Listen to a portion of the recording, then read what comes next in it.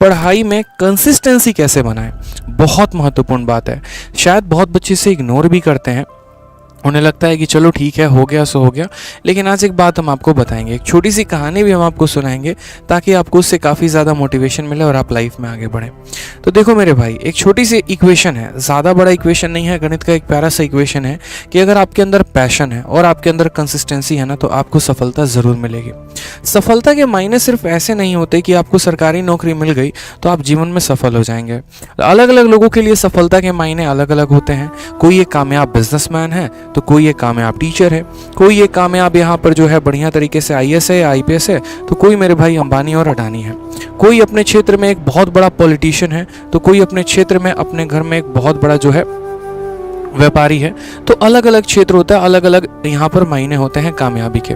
लेकिन जितनी भी कामयाबी की स्टोरी आपने सुनी है, चाहे आपने धीरू भाई अंबानी की स्टोरी सुनी हो, या आपने रतन टाटा की सुनी है, या आपने जेफ बेजोस हो गया, या फिर आप एक तरीके से अभी जो आपके एलोन मस्क हो गए आपने उनकी स्टोरी सुनी है, उन सब के स्टोरी में जो एक कॉमन फैक्टर मिलता है ना मेरे भाई, वो ये शब्द होता है कंसिस्टेंसी। ठीक है, आज अगर हम आपको एक छोटा सा इंसिडेंट बताएं, तो मैं बायोग्राफी पढ़ रहा था एलोन मस्क की, छोटी सी कहानी उनकी मैंने पढ़ी। उस कहानी में मैंने ये देखा कि एक बार एलोन मस्क के साथ कहानी ऐसी आ गई थी, मतलब उनके लाइफ में ऐसा सिचुएशन आ गया था, ठीक है, कि उन्होंने अपना मतलब अगर आप उनके कंपनी के बारे में जानते हो तो उनके कंपनी का नाम स्पेस एक्स है। स्पेस एक्स एक ऐसी एजेंसी है जिस तरीके से आपकी नासा हो गई, इसरो हो गई, ठीक है, जो सैटेलाइट्स को लॉन्च करते हैं, तो स्पेस एक्स उनकी खुद की पर्सनल एजेंसी है जो सैटेलाइट्स को अंतरिक्षों में लॉन्च करती है। तो स्पेस एक्स को उन्होंने शुरू किया, स्पेस एक्स को बहुत ज़्यादा पैसा लगाकर शुरू किया। पहली बार जब उन्होंने रॉकेट लॉन्च किया था वो फेल हो गया, ठीक है। दूसरी बार उन्होंने अलग अलग जगह से पैसे इकट्ठे करके किसी भी तरीके से मुश्किल तरीके से उन्होंने जो है अरेंजमेंट किया पैसों का, और उसके बाद भी उन्होंने एक तरीके रॉकेट लॉन्च किया तो वहाँ पर भी फेल हो गए। तीसरी बार भी वो बंदा हिम्मत नहीं हारा, और तीसरी बार के हालात ऐसे थे कि उन्हें अपना घर गिरवी रखना पड़ा, उन्हें अपना ऑफिस मतलब घर गिरवी रखकर बाकी कार वार बेच के सब कुछ छोड़ के उन्हें सिर्फ अपने आप को ऑफिस में शिफ्ट करना पड़ा। वहाँ से जो पैसे आए उसको उन्होंने वापस से स्पेस एक्स में लॉन्च किया, ठीक है, और उस पैसे को वहाँ लगाया, और तब तीसरी बार जब उन्होंने रॉकेट लॉन्च किया था तो वो मेरे भाई सक्सेसफुल रहा। और आज आपको भी पता है कि दुनिया के सबसे नंबर 1 जो पैसे में जो सबसे ज़्यादा रिचेस्ट पर्सन है वो आपके एलोन मस्क है, ठीक है। रिस्क तो किया उन्होंने, कोई दिक्कत की बात नहीं, रिस्क ली बहुत बड़े लाइफ में, लेकिन एक चीज़ जो कॉमन थी वो मेरे भाई क्या थी, कंसिस्टेंट, ठीक है।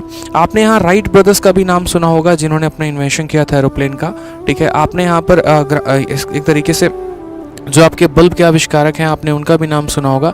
आपने इनफैक्ट केएफसी का नाम सुना है, केएफसी एक बहुत बड़ा रेस्टोरेंट है।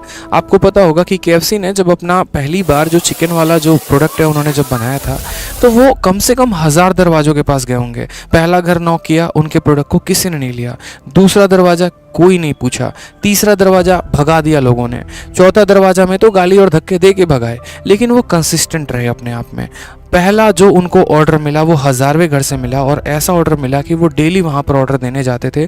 और आज आपको पता है कि केएफसी दुनिया की कितनी नंबर 1 कंपनी है मेरे भाई, ठीक है। तो ये तो कुछ बड़े बड़े एग्जाम्पल्स हो गए जिनको लाइफ में आप एक तरीके से देख रहे हो कि हाँ कोई कंसिस्टेंट रहा तो कैसे हो गया।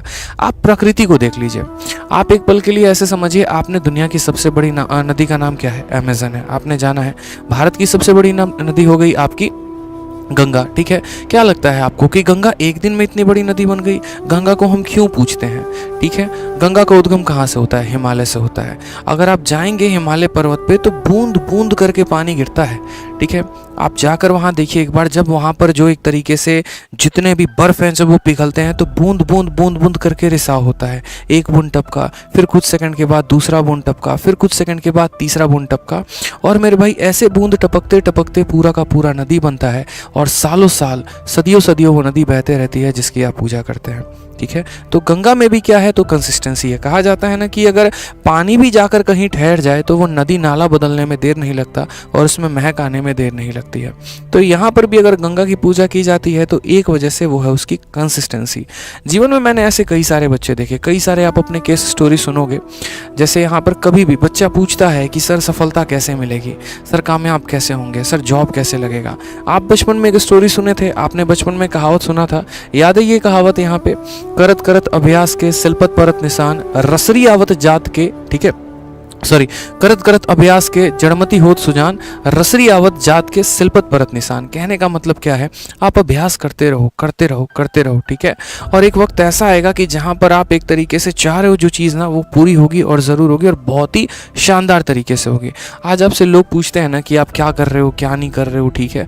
आप यार उनकी चीज़ों को है ना आंसर देना, तरीके से देना, एक प्रॉपर वे में देना, लेकिन उसके लिए भी है ना आपको अपने काम में कंसिस्टेंट होना पड़ेगा।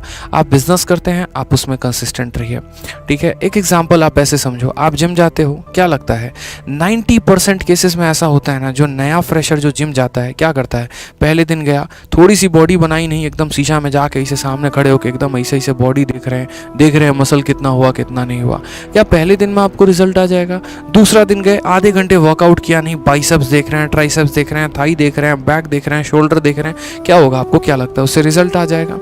मेरे भाई आप काम तो करो, कंसिस्टेंट तो रहो। 90% लोग शुरू में ही हार मानकर छोड़ देते हैं कि नहीं भाई मेरे से तो नहीं होने वाला। बस वो जो 10% लोग टिक जाते हैं ना, जो कंसिस्टेंट रहते हैं, जिनका रूटीन है मेरे भाई की आज मुझे जाना है तो जाना है, मुझे कल जाना है तो जाना है, तो उनका जो एक तरीके से पैशन होता है और जो उनकी कंसिस्टेंसी होती है वो रिजल्ट लेकर आता है, और ये लीड करता है उनके सक्सेस में। चाहे आप मिस्टर एशिया की स्टोरी सुन लो या आप मिस्टर वर्ल्ड की स्टोरी सुन लो, आप यहाँ पर जब भी देखोगे तो वो अपने लाइफ में बहुत कंसिस्टेंट रहे, ठीक है। आपने दंगल मूवी देखी, आपने यहाँ पर और भी कई सारे मूवीज़ देखे, सब में आप एक चीज़ देखोगे, कोई भी होता है भाई, चाहे कोच भी रहे तो उसको भी कंसिस्टेंट होना पड़ता है, और जो आपका एक खिलाड़ी है उसको भी कंसिस्टेंट होना पड़ता है। आप देख लीजिए कि बड़े बड़े लोगों का पतन होते भी वक्त नहीं लगता है।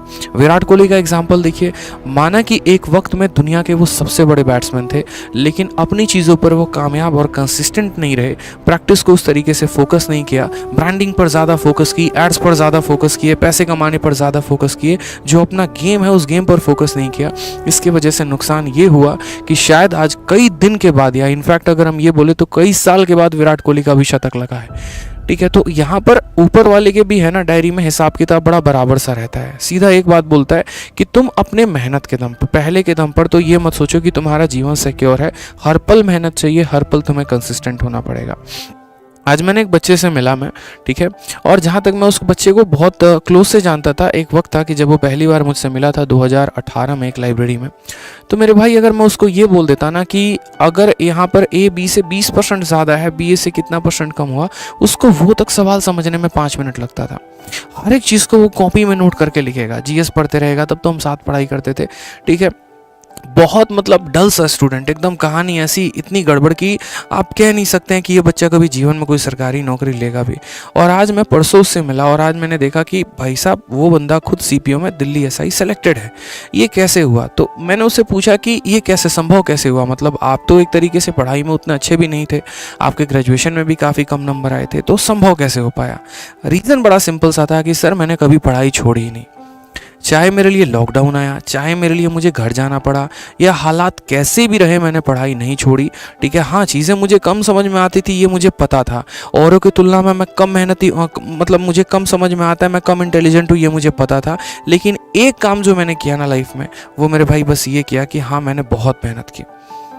जीएस मुझे भी कम समझ में आता था, मुझे भी नहीं समझ में आता था ये अकबर बाबर, ये घटनाएं, ये पानीपत का युद्ध, ये हमारा घग्गर का युद्ध, ये नहीं समझ में आता था मुझे एरर नहीं पकड़ में आते थे कि वो आर्टिकल का एरर कहाँ है, वो प्रोनाउन का एरर कहाँ है। मुझे मैथ्स के क्वेश्चन बड़े डिफिकल्ट लगते थे, भाषा मुझे समझ में नहीं आती थी, ज्योमेट्री के मेरे फिगर्स नहीं बनते थे। लेकिन एक काम जो मैंने अपने लाइफ में की सर, कि मेरा फिक्स रूटीन था, सुबह उठकर 7 बजे वो क्या पढ़ना है तो मुझे पढ़ना है।